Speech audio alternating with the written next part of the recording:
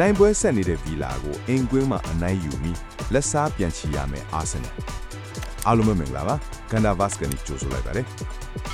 လန်ဒန်ဒါဘီပွဲစဉ်ဖြစ်တဲ့အပြင်အဆင့်1နဲ့အဆင့်3လို့တွေ့ဆုံမဲ့ပွဲစဉ်ဖြစ်တာကြောင့်ပိုပြီးကြည့်လို့ကောင်းမဲ့ပွဲစဉ်ဖြစ်ပါတယ်အာဆင်နယ်အသင်းဟာအိမ်ကွင်းမှာ Brighton အသင်းကိုအနိုင်ရထားတယ်လို့ဗီလာအသင်းကလည်းအဝေးကွင်းမှာ Chelsea အသင်းကိုအနိုင်ရထားပါတယ်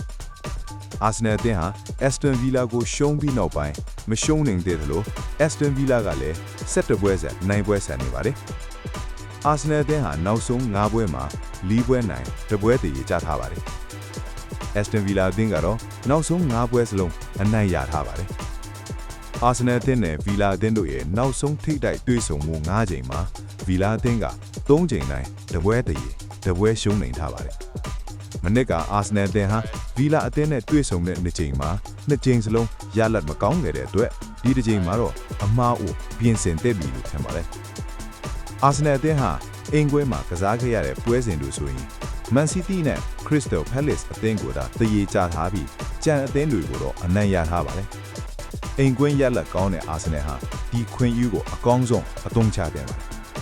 ။ Aston Villa အသင်းကလည်း Premier League ရဲ့အဝေးကွင်းပွဲစဉ်တွေမှာ Liverpool နဲ့ Brentford အသင်းကိုသာရှုံးနိမ့်ထားပြီးကြံပွဲစဉ်တွေမှာရလက်ကောင်းတွေရထားပါတယ်။ Villa နီးပြ Unai Emery ဟာအာဆင်နယ်အသင်းရဲ့အကြောင်းကိုကောင်းကောင်းသိတာကြောင့်တွေးဆုံတဲ့အခါတိုင်းမှာအခက်တွေ့အောင်လုပ်နိုင်စွမ်းရှိပါတယ်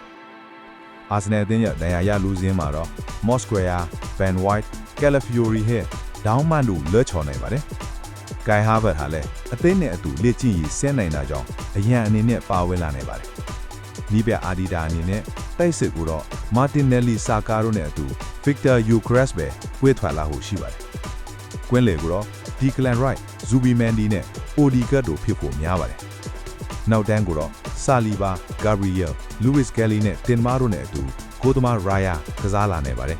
။ Timber အနေနဲ့လက်ကျင်ကြီးဆင်းတဲ့အချိန်ထိမပါဝင်နိုင်သေးတာကြောင့် Declan Rice နောက်တန်းကိုဆင်းဆော့ရနိုင်ပြီး Eze နဲ့ Odegaard အတွဲနဲ့လည်းပွဲထွက်လာနိုင်ပါတယ်။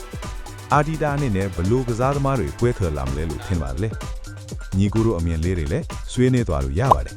။အဆုံးထိကြည့်ရှုပေးခဲ့တဲ့အတွက်အားလုံးကိုကျေးဇူးတင်ပါတယ်။